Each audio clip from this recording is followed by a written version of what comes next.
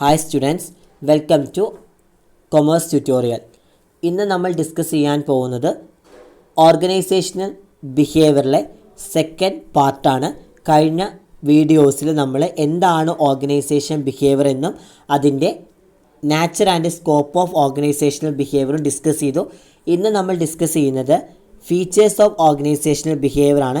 നമ്മൾ ആദ്യമായി ഡിസ്കസ് ചെയ്യുന്നത് എന്താണ് ഫീച്ചേഴ്സ് ഓഫ് ഓർഗനൈസേഷണൽ ബിഹേവിയർ, ഒരു ഓർഗനൈസേഷൻ ബിഹേവിയറിൻ്റെ സവിശേഷതകൾ എന്തെല്ലാം എന്നാണ് പറയുന്നത്. ഫസ്റ്റ് വൺ, ഇൻഡിവിജ്വൽ എന്ന് പറയുകയാണെങ്കിൽ individual employees are the focal point of N organisations എന്ന് വെച്ച് കഴിഞ്ഞാൽ ഇൻഡിവിജ്വൽ എംപ്ലോയേഴ്സ് ആണ് ഒരു ഓർഗനൈസേഷൻ്റെ ഫോക്കൽ പോയിൻ്റ് എന്ന് പറയുന്നത്. They work in the organisation to satisfy their needs, egos and experience. ഈ പറയുന്ന ഇൻഡിവിജ്വൽ എംപ്ലോയേഴ്സിൻ്റെ നീഡ്സ്, എഗോസ്, എക്സ്പീരിയൻസസ് എന്നിവ നിറവേറ്റുന്നതിനായിട്ട് അവർ ഓർഗനൈസേഷനിൽ പ്രവർത്തിക്കുകയും ചെയ്യുന്നുണ്ട്. ഇവിടെ ഓരോ ഓർഗനൈസേഷനിലും ആ ഓർഗനൈസേഷനിലുള്ള ജീവനക്കാർ അഥവാ എംപ്ലോയേഴ്സ് അവരുടേതായിട്ടുള്ള സൈക്കോളജിക്കലായിട്ടും ഫിസിക്കലായിട്ടും സോഷ്യലായിട്ടുമുള്ള എല്ലാ ആവശ്യങ്ങളും നിറവേറ്റുകയും ചെയ്യുന്നുണ്ട്. അതിനായിട്ട് അവരുടെ സ്വന്തം എക്സ്പീരിയൻസുകളാണ് മെയിനായിട്ട് അവരവിടെ യൂസ് ചെയ്യുന്നത്. ദെൻ നെക്സ്റ്റ് പോയിൻ്റ് എന്ന് പറയുകയാണെങ്കിൽ ഗ്രൂപ്പ് എന്ന് പറഞ്ഞാൽ individual behaviour and group behaviour are distinctively observed in an organisations എന്ന് വെച്ച് കഴിഞ്ഞാൽ ഇൻഡിവിജ്വൽ ബിഹേവിയറും ഗ്രൂപ്പ് ബിഹേവിയറും ഒരു ഓർഗനൈസേഷനിൽ പ്രത്യേകമായിട്ട് ഒബ്സർവ് ചെയ്യപ്പെടുന്നുണ്ട്. Then group performance is more effective than the individual performance. Individual പെർഫോമൻസിനെക്കാട്ടും ഏറ്റവും എഫക്റ്റീവ് ആവുന്നത് ഗ്രൂപ്പ് പെർഫോമൻസിനാണ്. Then the synergy is observed in group behaviour എന്ന് വെച്ച് കഴിഞ്ഞാൽ ഈ ഗ്രൂപ്പിലുള്ള ബിഹേവിയർ അത് മെയിനായിട്ട് ഒബ്സർവ് ചെയ്യപ്പെടുന്നത് സിനർജീനെ കുറിച്ചാണ്. Then the group is a separate entity that need to be studied and researched എന്ന് വെച്ച് കഴിഞ്ഞാൽ ഈ ഒരു ഗ്രൂപ്പിലുള്ള ഒരു പ്രത്യേകമായിട്ടുള്ള എൻറ്റിറ്റിയാണ് അത് സ്റ്റഡി ചെയ്യുകയും അതുപോലെ തന്നെ റിസർച്ച് നടത്തുകയും വേണം എന്നുള്ളത് ഗ്രൂപ്പിലുള്ള ഒരു പ്രത്യേകമായിട്ടുള്ള അല്ലെങ്കിൽ ഇമ്പോർട്ടൻ്റ് ആയിട്ടുള്ളൊരു എൻറ്റിറ്റിയാണ് എന്നാണ് പറയുന്നത്. It is an accepted fact that A group set goals, behave, things and act എന്ന് വെച്ച് കഴിഞ്ഞാൽ ഒരു ഗ്രൂപ്പിലുള്ള അല്ലെങ്കിൽ ഒരു ഗ്രൂപ്പിലുള്ള സെറ്റ് ഓഫ് ഗോൾസ് അത് നിർണ്ണയിക്കുന്നതിന് വേണ്ടിയിട്ട് ആ ഗ്രൂപ്പിലുള്ള ബിഹേവ് അതുപോലെ തന്നെ തിങ്ക്, ആക്ട് എന്നീ ഘടകങ്ങളൊക്കെ ഈ പറയുന്ന സെറ്റ് ഓഫ് ഗോൾസിൽ ഉണ്ടായിരിക്കണം എന്നാണ് പറയുന്നത്. നെക്സ്റ്റ് സ്ട്രക്ചർ എന്ന് പറയുകയാണെങ്കിൽ the structural relations R instrumental in the behaviour of employees at work. ഇവിടെ പറയുന്നത് നമ്മൾ ജോലി ചെയ്യുന്ന സ്ഥലത്ത് ഉള്ള എംപ്ലോയേഴ്സിൻ്റെ ബിഹേവിയറിൽ സ്ട്രക്ചേർഡ് ആയിട്ടുള്ള റിലേഷൻഷിപ്പ് അല്ലെങ്കിൽ റിലേഷൻസ് നിർണായകമാണ് എന്ന് നമുക്കറിയാം. ഇവിടെ ഫോർമലൈസ്ഡ് പോളിസീസ് അതുപോലെ തന്നെ procedures, organisational cultures, hierarchical authorities, responsibilities എന്നിവയൊക്കെ ഈ ഓർഗനൈസേഷൻ ബിഹേവിയറിലെ സ്ട്രക്ചേർഡ് റിലേഷൻഷിപ്പുമായിട്ട് ബേസ് ചെയ്തിട്ടുണ്ട് എന്നാണ് പറയുന്നത്.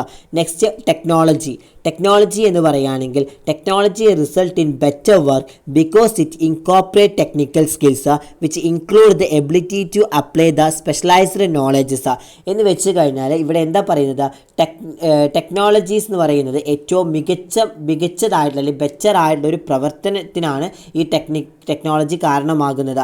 അതുമാത്രമല്ല അവിടെ മെയിനായിട്ട് പറയുന്നത് ഈ ടെക്നിക്കലായിട്ടുള്ള സ്കിൽസ് ഉൾക്കൊള്ളുകയും അതിലുള്ള പ്രത്യേകമായിട്ടുള്ള നോളേജസ് അത് പ്രയോഗിക്കാനുള്ള സ്കിൽസ് ഉൾപ്പെടുകയും ചെയ്യുന്നുണ്ട്. അതുമാത്രമല്ല അവിടെ പറയുന്നത് when people develop their technical skills they get satisfaction at work, interpersonal roles, informational roles and managerial functions are improved with the use of technologies എന്ന് വെച്ച് കഴിഞ്ഞാൽ ഇവിടെ എന്താണ്, ആളുകൾക്ക് അവരുടെ ടെക്നിക്കലായിട്ടുള്ള സ്കിൽസ് അത് ഡെവലപ്മെൻറ്റ് ചെയ്യുമ്പോൾ അവർക്ക് അവരുടെ ജോലിയിൽ സംതൃപ്തി ലഭിക്കുകയും ചെയ്യുന്നുണ്ട്. അതുമാത്രമല്ല അവിടെ interpersonal roles, informational roles, managerial functions എന്നീ കാര്യങ്ങളൊക്കെ അല്ലെങ്കിൽ എന്നിവയൊക്കെ മെച്ചപ്പെടുത്തുന്നതിനായിട്ട് അവിടെ എന്താണ് ടെക്നോളജീസ് വളരെയധികം ഹെൽപ്പ് ചെയ്യുന്നുണ്ട് എന്നാണ് പറയുന്നത്. Human skills as well as conceptual skills are developed. എന്ന് വെച്ച് കഴിഞ്ഞാൽ നമ്മുടെ ഹ്യൂമണിൻ്റെ അല്ലെങ്കിൽ നമ്മുടെ മനുഷ്യരുടെ സ്കിൽസ് അല്ലെങ്കിൽ ഹ്യൂമൻ സ്കിൽസ് അതിൻ്റെ കൺസെപ്ച്വൽ ആയിട്ടുള്ള എല്ലാ കഴിവുകളും അത് ഡെവലപ്മെൻറ്റ് ചെയ്തെടുക്കുകയും ചെയ്യുന്നുണ്ട് എന്നാണ് പറയുന്നത്. Next point, environment. The environment has its own behavior which influence the people behavior at work. എന്ന് വെച്ച് കഴിഞ്ഞാൽ എൻവയോൺമെൻറ്റ് എന്ന് പറയുന്നത് അതിൻ്റേതായിട്ടുള്ള ഒരു സ്വഭാവം ഉണ്ടായിരിക്കും. ഓർഗനൈസേഷൻ ബിഹേവിയറിൽ എൻവയോൺമെൻറ്റിന് അതിൻ്റേതായൊരു സ്വഭാവം ഉണ്ടായിരിക്കും. അത് അതിൻ്റെ ജോലി സ്ഥലത്തുള്ള ആളുകളുടെ ബിഹേവിയറിനെ ഇൻഫ്ലുവൻസ് ചെയ്യുകയും ചെയ്യുന്നുണ്ട്. അത്തരം ഇൻഫ്ലുവൻസ് ചെയ്യുന്ന ഫാക്ടേഴ്സാണ് ഈ പറയുന്ന താഴെ പറയുന്നത് government policies, social systems, religion beliefs, അതുപോലെ families, economic conditions, national philosophies, employees psychology and other factors inside and outside the organization have a mutual influence on each other behavior. എന്ന് വെച്ച് കഴിഞ്ഞാൽ ഈ പറയുന്ന എല്ലാ ഫാക്ടേഴ്സുകളും ഒരു ഓർഗനൈസേഷനിൽ ഔട്ട്സൈഡായിട്ടും ഇൻസൈഡായിട്ടുമുള്ള മറ്റ് ഫാക്ടേഴ്സുകളുമായിട്ട് റിലേറ്റഡ് ആയിരിക്കണം എന്നാണ് പറയുന്നത്. അപ്പോൾ അതിനെയാണ് നമ്മൾ എൻവയോൺമെൻറ്റ് എന്നുകൊണ്ട് ഉദ്ദേശിക്കുന്നത്. അപ്പോൾ 5 ഫീച്ചേഴ്സാണ് മെയിനായിട്ട് നമ്മൾ ഡിസ്കസ് ചെയ്തത്. ഒന്നാമത്തെ ഇൻഡിവിജ്വൽ, രണ്ടാമത്തെ ഗ്രൂപ്പ്, മൂന്നാമത്തെ structure, then technology, then last and final environment. ഇനി നെക്സ്റ്റ് ടോപ്പിക്കാണ് models of organisational behaviour. There are the 4 models of organisational behaviour. First one, autocratic. Autocratic എന്ന് പറയുകയാണെങ്കിൽ the basis of this model to power with a managerial orientation of authority. ഈ autocratic എന്ന് പറയുന്നത് first മോഡലാണ് ഒരു organisational ബിഹേവിയറിൻ്റെ. ആ autocratic എന്ന് പറഞ്ഞു കഴിഞ്ഞാൽ ഈ ഓട്ടോക്രാറ്റിക് മോഡലിൻ്റെ അടിസ്ഥാനം എന്ന് പറയുന്നത് അവിടെ എന്താണ്, അതോറിറ്റീൻ്റെ മാനേജർ ഓറിയൻറ്റേഷനോട് കൂടിയ ഒരു പവറാണ് മെയിനായിട്ട് ഓട്ടോക്രാറ്റിക് ഓറിയൻറ്റേഷനോട് ഉദ്ദേശിക്കുന്നത്.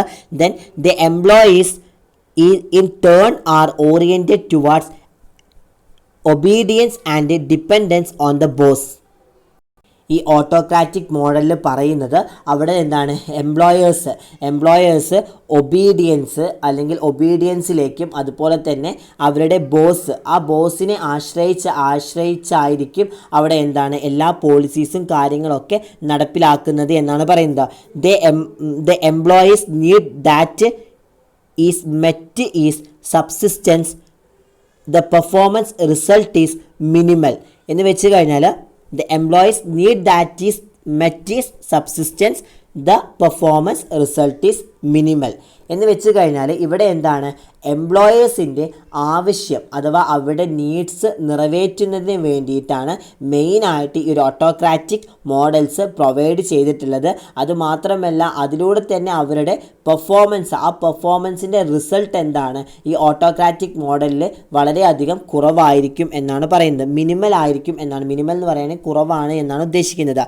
നെക്സ്റ്റ് കസ്റ്റോഡിയൽ എന്ന് പറയുകയാണെങ്കിൽ the basis of this model is economic resources with a managerial orientation of മണി.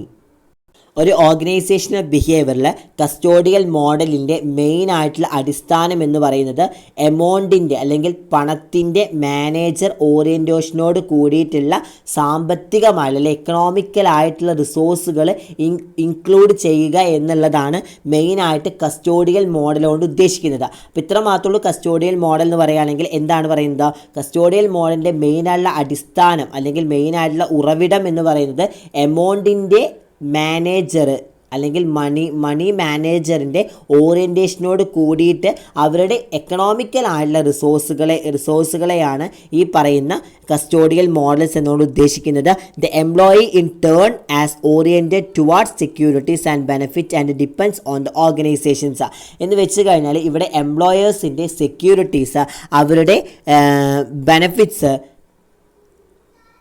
ഓർഗനൈസേഷൻസുകളെ മെയിനായിട്ട് ആശ്രയിക്കുന്നുണ്ട് എന്നാണ് പറയുന്നത്. എംപ്ലോയേഴ്സിൻ്റെ സെക്യൂരിറ്റീസ്, അവരുടെ ബെനിഫിറ്റ്സുകളൊക്കെ ഒരു ഓർഗനൈസേഷൻസുകളെ മെയിനായിട്ട് ആശ്രയിക്കുന്നുണ്ട് എന്നാണ് ഈ ഒരു കസ്റ്റോഡിയൽ മോഡൽ കൊണ്ട് ഉദ്ദേശിക്കുന്നത്.